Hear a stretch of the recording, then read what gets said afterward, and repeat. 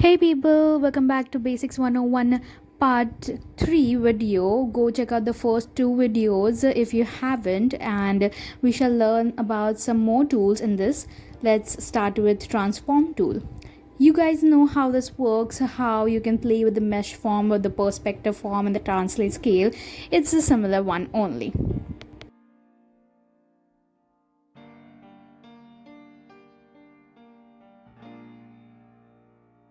Now let's move on to lasso tool. I know I have used this tool before, but I forgot to tell you one thing about this tool. You guys know how this tool works. You can move the selected part and everything, but there is also one more thing that this lasso tool helps us to do. Let me first draw something, and I'll show you how I can fill in the selected part using the lasso tool, and I won't have to draw anything for that. I can just use the lasso tool for it. Select any part you want. Now just go to bucket tool and fill in. You can see that it will only fill in this part and not the whole layer.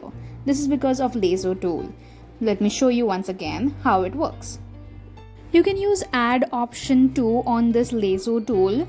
Like I'll select add and then select more parts, just like this, and I'll fill in just one part and it will automatically fill in the remaining selected parts too.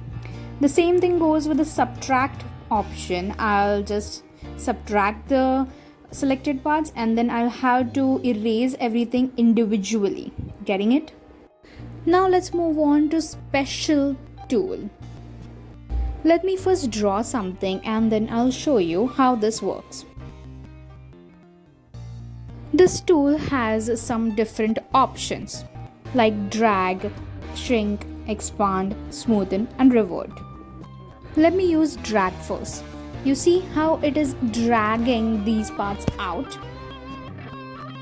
Let me draw a smiley face and I'll show you this once again.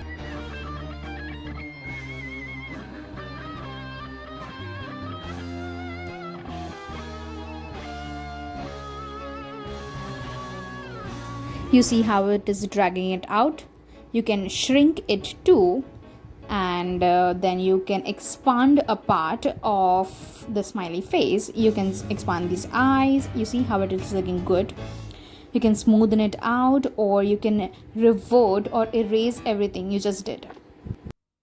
These are some brushes of special tool. Let's move on to bucket tool. You know you can fill up a part using bucket tool, but you can also erase it using eraser bucket. Just choose one color and fill my layer out and not the smiley face. I'll talk about these all settings later in the next video. You can select a color by double clicking or holding where your color is, or you can just drag it around to select your color, or you can use eyedropper tool and tap on the color you want.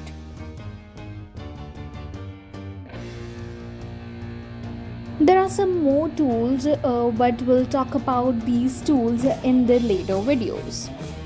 Now let's move on to clipping and alpha lock. How does this work? First, I'm just gonna draw something on the first layer. Then I'll add one more layer and clip this layer to the previous layer. Now whatever I draw on this second layer, it will only be shown on this circle and not anywhere else on this layer, because I have clipped it to my previous layer. This layer only had a circle on it. Now you'll see I'm adding my highlights too, and I'll go out of the circle too, but it will only be shown on this circle and not outside this circle.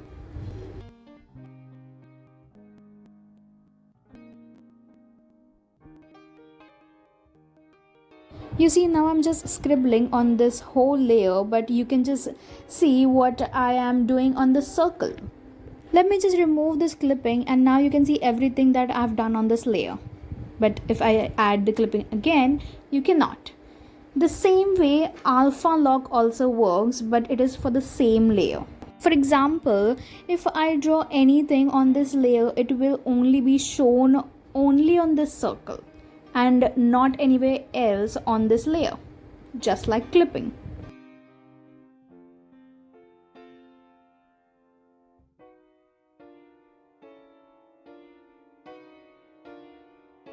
I'm using both clipping and alpha lock now on this second layer, and let us see what happens.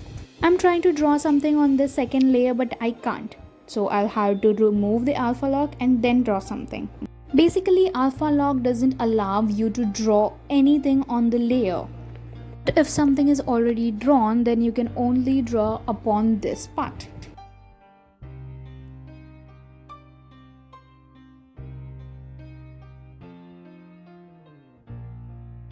So remember, alpha lock is used for the same layer, and the clipping is used for previous layer.